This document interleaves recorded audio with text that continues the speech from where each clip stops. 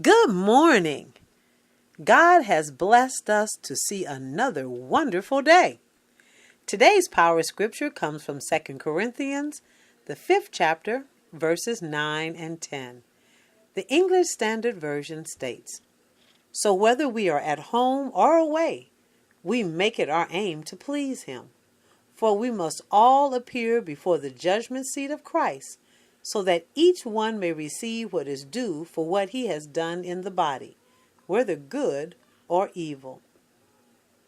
We often hear people say, and we probably have said it ourselves too, that we want to live a life that is pleasing to God. What does that really mean? And what do we have to do to achieve that type of living? Recently, during a Bible study, I came across an interesting teaching that reminded me of the commitment to live a life that will honor God. And I'd like to share that with you. Pleasing the Lord should be the greatest ambition of every believer's heart. Pleasing the Lord is not only to be a primary aim of every believer, but something at which we should all seek to excel, not to be accepted, but because we love the Lord. The wonderful thing about living a pleasing life is that we do not have to strive to do it all on our own, probably because we couldn't do it if we tried. The ability to please the Lord is ultimately the result of His work in our lives as the Great Shepherd. It is the Lord who leads us on the right paths, makes us rest, provides sustenance in the weary places, and anoints all that we do. Pleasing the Lord involves discovering and doing what pleases the Lord through living in the light of the Word. Pleasing the Lord means doing His will, and we cannot do His will if we do not know His will. Therefore, we must study the Word. This can be done through active Bible reading, attending Bible studies, or even just hearing informative sermons. Pleasing the Lord begins in the heart.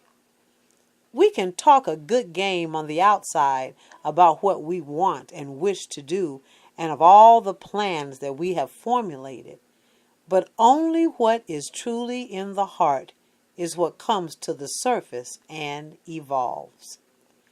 Those who are in the flesh and who do not know God, unbelievers that is, or those who are walking by the flesh, carnal believers, are incapable of pleasing God.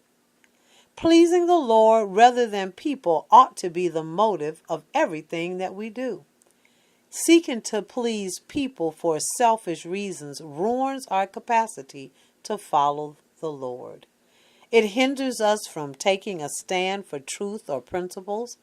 It stops us from loving others unselfishly, and thus it diminishes our function as God's servants. Pleasing God means learning to live for others and not simply to please ourselves. God pleasers are neither people pleasers nor self-pleasers.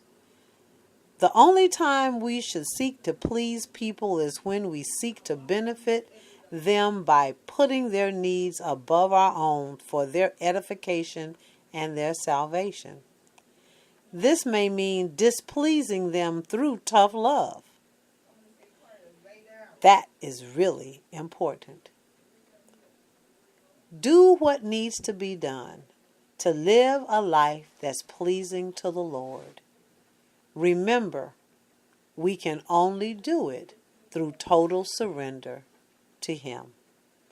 Every day is a good day. It is up to us to make it a power-packed great day. Be blessed. Dr. JoAnn. These excerpt teachings came from J. Hampton Keithley III.